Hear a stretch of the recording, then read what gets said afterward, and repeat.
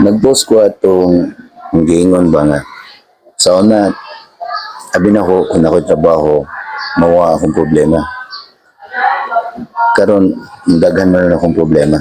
Dili ni problema about kanang unsaon pag trabaho. Kung nakita ba, sa una, itong estudyante pa ko, wa pa ko'y trabaho, hinatagan ko og baon sa kong ginikanan.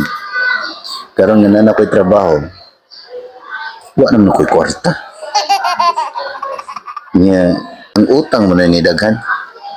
Nya, amot lang kung pareha ba ta og sitwasyon, kana ganing mag-abot og paningil ang mga mangutanga. Nya, maglibugan sa buhaton. Ang resulta, mangutang ng kaglain, karon ibayad sa imong utang. So, may tatog nahurot og kabayad ang utang. Imo pag yung giutang, kay aron lang idata sa utang.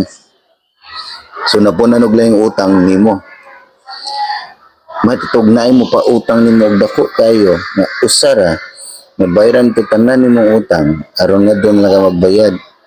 Pero di pa yun. Kay dili man ang mga utang ay problema.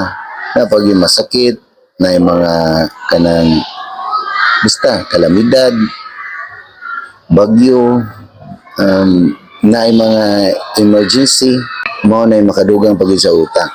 O bisag na kay trabaho, maglibog mo ka, asa makailaing paagi mo. So, ang naitabo, nagkadagan ng utang. Ako ana, o kabog, pariha ba ta? Basin ako rin eh. So, basin na ay parihan ako diha. Tapi, pariha ta. Nang sulbad ang musud sa una-una ba? Kaya mangutang ko, aron ibayad sa utang. Dayon, ang katong utang nga giutang, nadugang na punto sa laing utang na to.